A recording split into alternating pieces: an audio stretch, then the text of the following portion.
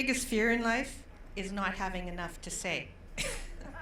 And then when I start talking, I have too much to say, right? So right now I'm having one of those moments that I'm afraid I'm going to say the wrong things. I love social justice films and documentaries because they teach me, they teach us so many things. And on the weekend, I had the pleasure of previewing the two documentaries. I'm not going to tell you what the next one specifically says or does, because I'm going to let you see for yourself.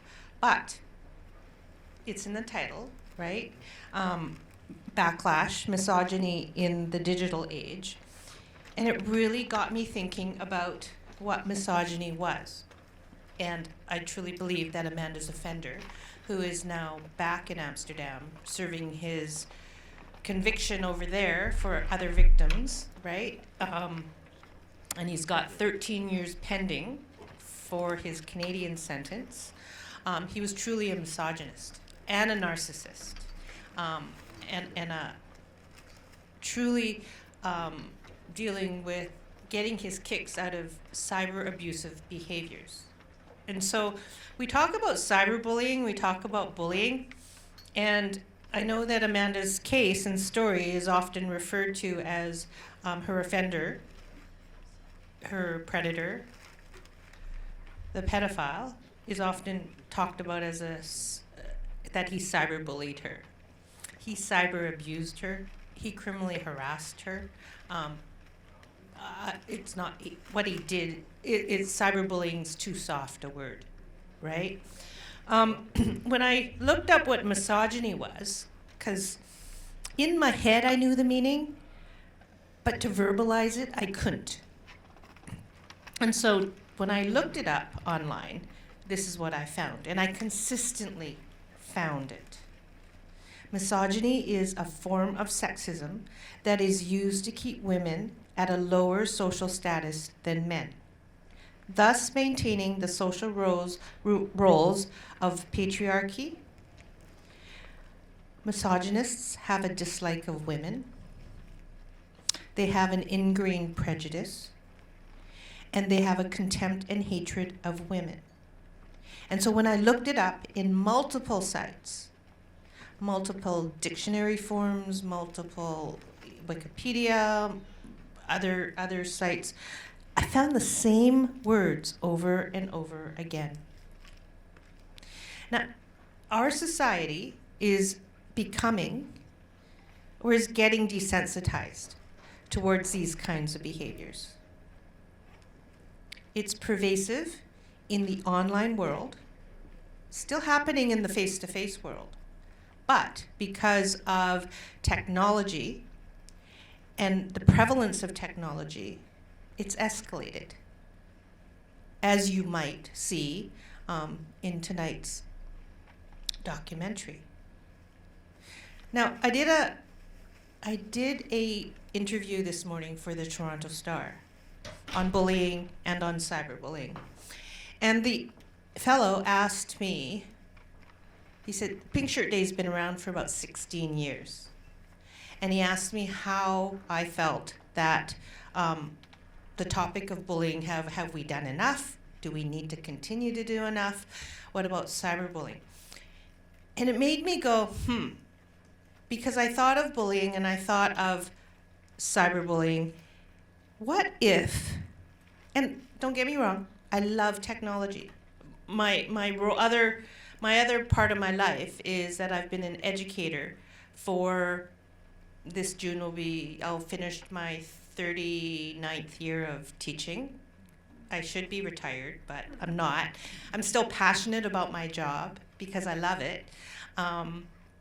My role in my school district is I'm a teacher coordinator for digital literacy and digital citizenship. And so doing this work of ensuring online safety for kids, because in some part of me, I do feel like I sort of failed my daughter. But then again, 12 years ago when she started to get predated on, I didn't know as much then as I know now. I didn't have the courage then to talk to her about her mental health, as I have gained now to talk to random people about their mental health and say the words. They're hard words to say. But you build up courage, you build up strength, and you have to say them, right? Right now, when you talk about misogyny, you talk about online exploitation, you talk about sextortion every single day. If you Google search sextortion, you would find a new press release every single day from a city in Canada or a city in the United States or from Australia or from the UK or from India. Sextortion is happening rampantly. Sextortion, out of 100 reports, and I heard this from an RCMP officer, out of 100 reports, 75% is happening to boys, teen boys. 25% is happening to teen girls. For girls, it's about asking about more images and videos, as in Amanda's story. For boys, it's asking for monetary, it's called financial sextortion, asking for gift cards or asking for money. And I was in a place where I met 4 parents. Actually, I met 2 parents, and I got contacted by 3 other parents of boys who died by suicide after being sextorted within 2 hours of the threats. And it is our job as a society to learn more about exploitation and sextortion in order to have those difficult talks with our kids, with your siblings, with your nieces, with your nephews, with your cousins, with your grandchildren. Because if you go away and you say, it's not going to happen in my family, my kids are too smart for that, in honest truth, you're wrong. Because it has happened to kids, to A students, to D students. A kid is a kid is a kid. A teenager does not have the brain capacity to deal with it. And so talking about exploitation and sextortion in real language, I was just in Victoria at the legislature for Pink Shirt Day, but I managed to get a meeting with people who would listen to me in the Ministry of Education and Childcare, and we talked about sextortion. And because sextortion has the word sex in it, because porn literacy has the word porn in it, pornography, those are topics that, right now in the schools, it's like, no, we can't talk about those things. But we have to, because when you talk about misogyny, when you talk about cyber abusive behavior, you talk about the malleable brain of a young person, and they're absorbing some of this stuff. They're absorbing all the stuff that they see. Did you know that the average age of a young boy who has access to the internet is 8 years old and has access to pornography? And the pornography that they're seeing is not like the pornography when I was growing up that was in a magazine, shrink wrapped, on the top shelf of the 7-Eleven. The pornography they're seeing now is hardcore. 70% of it has a form of, at least one form of extreme violence in it. And our children, I'm going to pick on the boys because the studies have shown that boys are more susceptible to first access, are thinking that this is real. Thinking that what they're seeing is what the girls will put out, give access to when they get their first girlfriend, their second girlfriend. But it's not, because those people in those porn movies are actors. There was a good documentary a while ago, and it's been taken offline, and it was done by Lisa Ling, and it was all about pornography and the industry. And these people that were porn actors actually said to a group of high school kids that they were actors, that it wasn't real. But this is skewing our children's minds, our boys' minds, because they're thinking it's real, and it's screwing up human relationships, the relationships that they're building. Hence, we see misogyny. We see the words that come out of them, the no fear. And so we have to have a conversation about what pornography is, what porn literacy should look like, and how to talk about it with our kids. Another documentary that you should watch, and it's on the internet, so it's okay, it's called Childhood 2.0. I watched it, and even though it's created by the creators of Bark, which is a parental control, what the content of that documentary was excellent in terms of, if you want a starting point of knowledge to talk to your kids, your grandkids, your nieces, your nephews, we need a core of information in our brains in order to have intellectual, comfortable conversations. We can't have any fear. Yesterday, Media Smarts and Canadian Statistics came out with some facts about online meanness and online cruelty. And that's what bullying and cyberbullying really is, right? It's cruelty and it's meanness. And there's a list of different things: calling someone a name, threatening to physically hurt someone, spreading rumors, posting or sharing embarrassing photos, videos, making fun of someone during race, religion, ethnicity, gender, or sexual orientation. 12 years ago, when all this started for my daughter Amanda, no one really listened.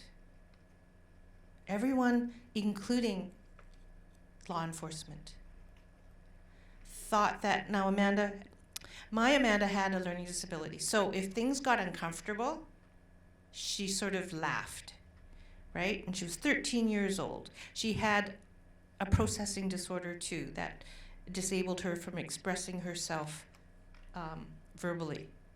So she'd mess up her language. So instead, she would laugh. I believe that when it was reported that this online predator was harassing her, threatening her, that the police figured her laughter was her denying culpability, that she knew what she was doing, that she was a bad kid. When the RCMP closed her file in November of 2011 and stated that her predator was really smart and they couldn't find him,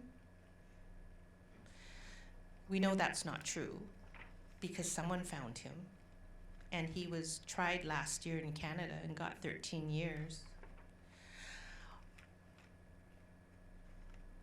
It's been challenging for the last 10 years and a bit since her death.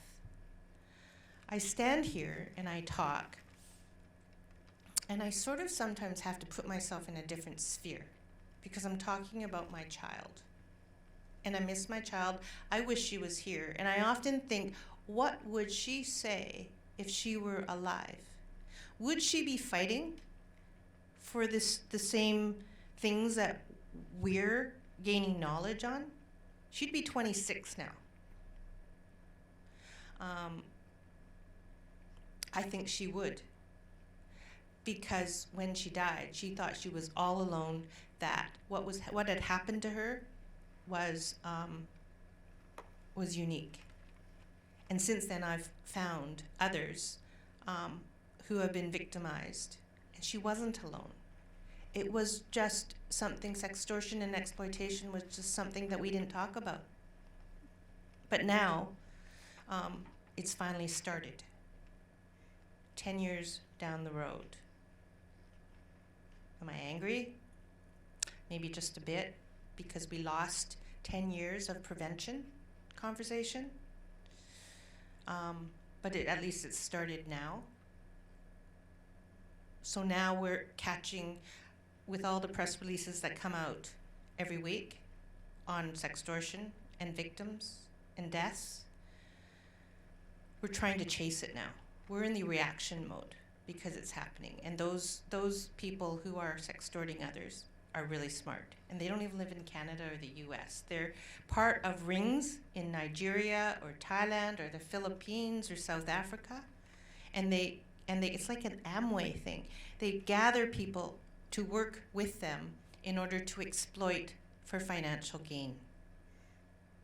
So if you take anything away tonight, take away that you are going to Google search, you're going to go to Google Alerts and set your Google Alerts to exploitation, online, sextortion, misogyny, cyberbullying, abuse, anything, to learn more. And you don't even have to, you can read it when you're in the lineup for a coffee at Tim Hortons or whatever, or you're sitting there and you need a break, right? My takeaway to you is that please learn. Please never stop listening, never stop talking, and never stop learning. I've got just a couple more things to say. And this was interesting because I actually read these out at the legislature today, and they were surprised. As I said, Media Smarts came out with some data yesterday. 32% of youth have personally experienced meanness and cruelty online. That's 32 out of every 100. 41% of it happens on online gaming sites. 37% of it happens on text or private messages. And 26% happens on social media posts.